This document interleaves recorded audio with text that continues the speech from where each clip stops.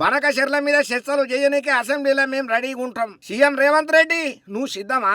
బనక చెర్ల మీద అసెంబ్లీ వేదికగా సీఎం రేవంత్ రెడ్డిని నిలదీయనీకే నేను రెడీగా ఉన్నా. నా సవాల్ను నువ్వు స్వీకరణ చేస్తావా?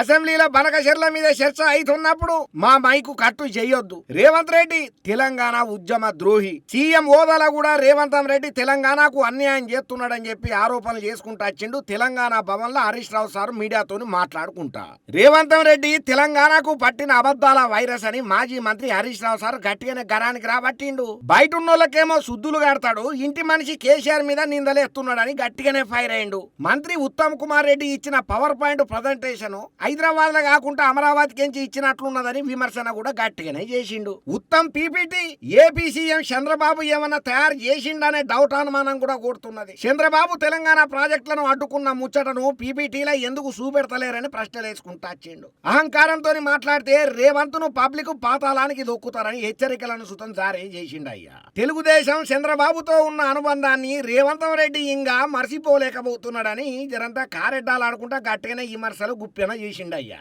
విభజన హామీల ముసుగుల ప్రజాభవన్ వేదికగా బనకచెర్ల ఒప్పందం కుదిరింది. ప్రజాభవన్ వేదికగా 2024 జూలై 6వ తారీఖున రేవంత్ తెలంగాణకు మరణ శాసనం రాసిండు. సెప్టెంబర్ 23వ తారీఖున మంత్రి ఉత్తమ్ కుమార్ రెడ్డి సతీ సమేతంగా బెజవాడ పోయి బజ్జీలు తిని బనకచెర్లకు పచ్చ జెండా ఊపిండు. బీఆర్ఎస్ పోరాటంతోనే కేంద్ర సర్కారు బనకచెర్లకు అనుమతులు ఇయ్యలేదని క్లియర్ కట్ గా చెప్పుకుంటా వచ్చిండు. బీఆర్ఎస్ సచ్చిన పాము అయితే ఎందుకు మా మీద లేని ఆరోపణలు ఎత్తున్నారు? గుటగాల్చి ముఖం మీద వేసే పనులు ఎందుకు ముందరేసుకుంటున్నారు? కేసీఆర్ పేరు ఎత్తకుండా ఒక్క నాడైనా రేవంత్ రెడ్డి ఉండగలడా?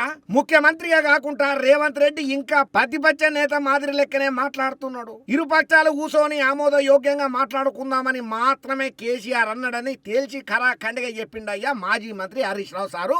ఈ తీరుగా రేవంత్ రెడ్డి సారుకు లెఫ్ట్ అండ్ రైట్ గట్టిగానే ఇచ్చుకుంటా కౌంటర్ల మీద కౌంటర్లు వేసి సవాళ్లకు ఎదురు సవాళ్ళని ఇసిరిండయ్యా.